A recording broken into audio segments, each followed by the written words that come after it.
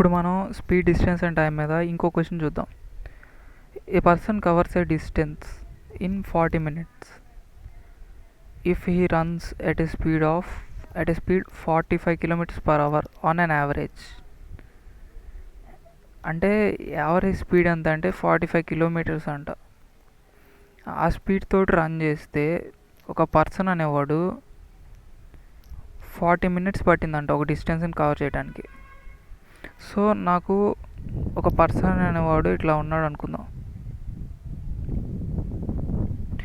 ఇతను speed S1, average speed ఇది. Average speed అంటే యావరేజ్ స్పీడ్ ఎంత పట్టింది? 45 km/h తోటి మూవ్ అయితే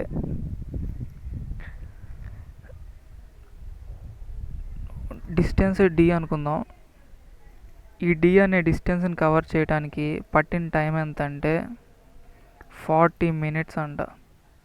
okay, find the speed at which he must run to reduce the time of journey to 30. T2 is equals to 30 minutes. ఒక మనిషి 30 minutesలో ఈ జర్నీని కవర్ చేయాలంటే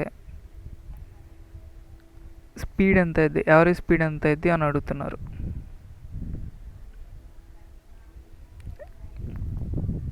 యావరేజ్ స్పీడ్ ఎంత అయింది అని అడుగుతున్నారు. సో ఫస్ట్ దీన్ని డిరైవ్ చేయడానికి ముందు మనకి యావరేజ్ స్పీడ్కి, టైంకి, డిస్టెన్స్కి మధ్య రిలేషన్ చూసుకోవాలి. నాకు average speed is equals to total distance by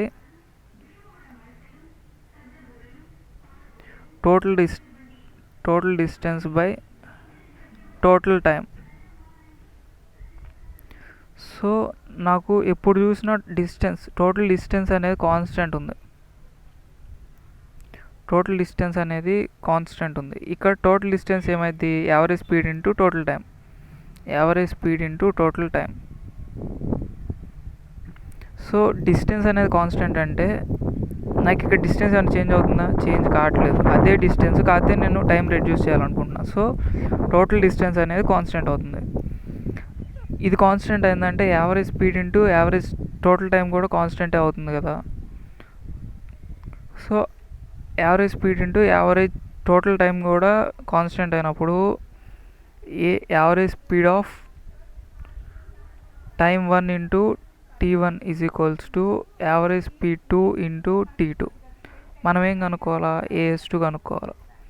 అప్పుడు నాకు AS2 ఎలా వస్తుంది అంటే average speed of first by into T1 by T2 వేసుకోవాలి. సో యావరేజ్ పేపర్ తిప్పుతున్నాను, సేమ్ ఇందాక రాసిన ఫార్ములాని రాస్తున్నాను.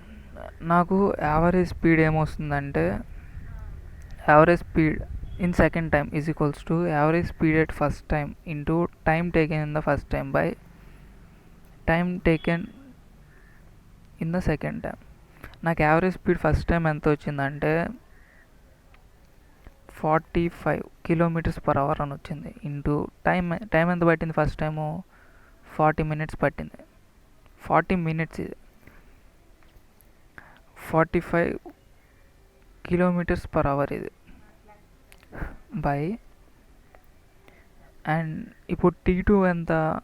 నాకు 30 minutesకి రెడ్యూస్ చేద్దాం అనుకుంటున్నా. ఈ 2 minutesలో ఉన్నాయి కాబట్టి క్యాన్సిల్ చేసుకోవచ్చు.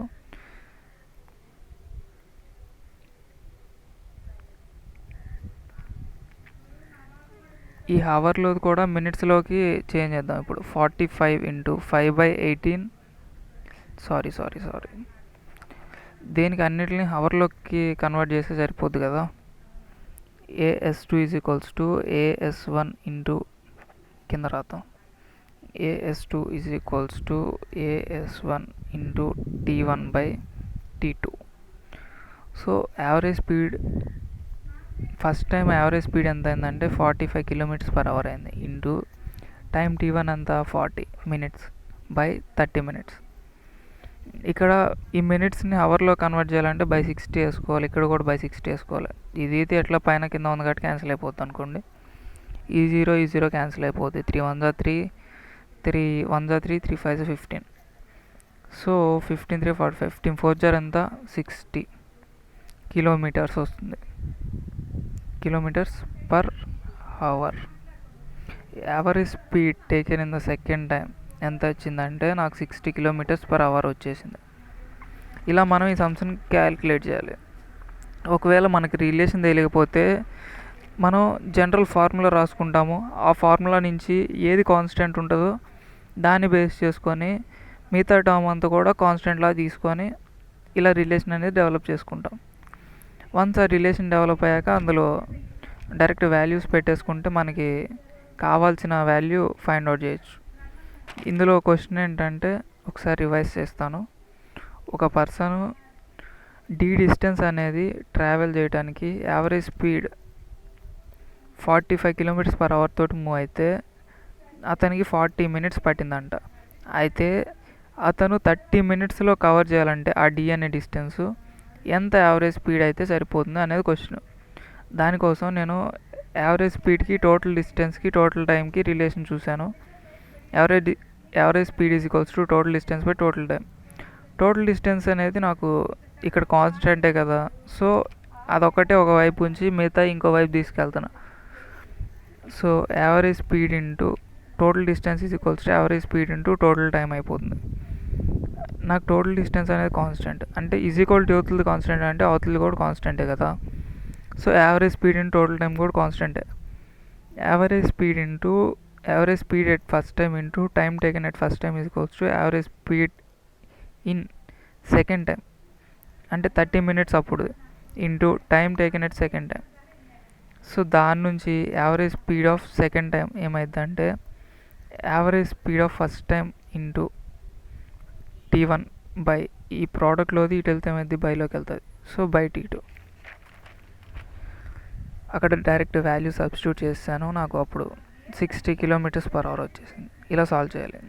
వీడియో నచ్చితే లైక్ చేయండి. మరిన్ని వీడియోస్ కోసం సబ్స్క్రైబ్ చేయండి. ఏమన్నా డౌట్ ఉన్నా లేకపోతే నచ్చినా కామెంట్ చేయడం మర్చిపోకండి. థ్యాంక్స్.